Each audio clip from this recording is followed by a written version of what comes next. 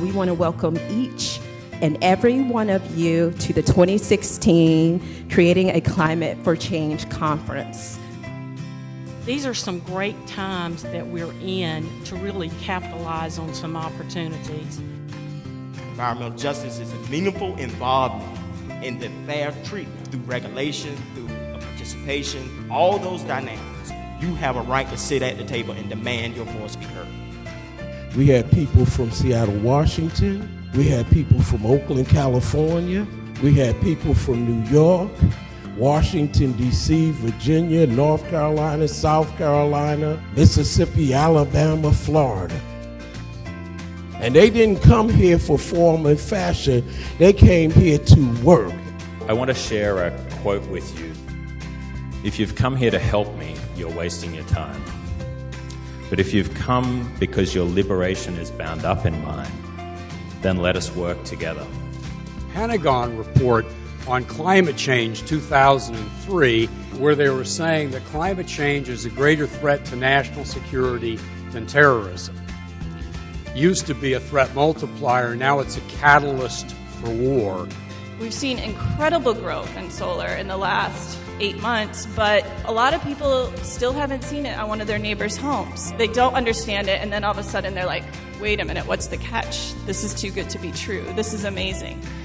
With all these incentives that exist right now, I can be saving this, and then hearing from people, hey, check out my bill, it was negative $20 last month. And it's always so refreshing to come to South Carolina because the amount of collaboration and dialogue that is happening here in this room today, it does not exist in most of the rest of the Southeast. I'm really excited to be here today to think about how we can continue to build our network and to engage others in this emerging formation so that we can increase our impact, so that we can elevate our voices, and instead of competing, how we can be more coordinated.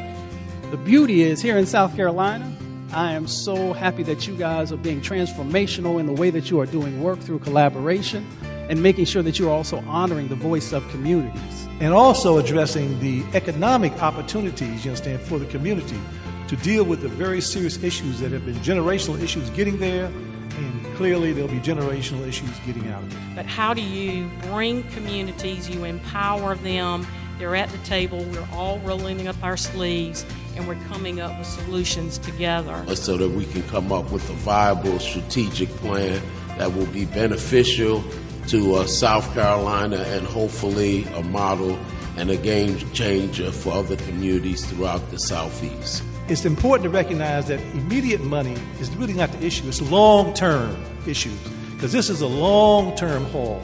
We got to look at generational dollars. You see, when we're talking about climate justice and we're talking about environmental justice, what we're talking about is life.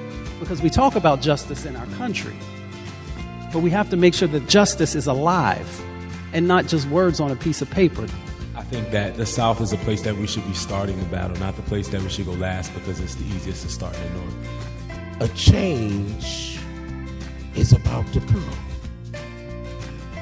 But in order for things to change, you got to do some things you never did before. In order for things to change, you might have to march.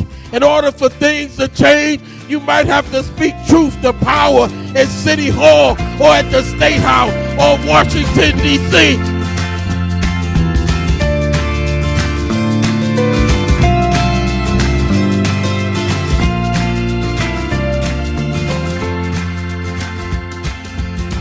Thank you for being a part of helping us encourage, create, and foster environmental justice and environmental justice programming in this region, in the state, in the nation, and in the world. Thank you.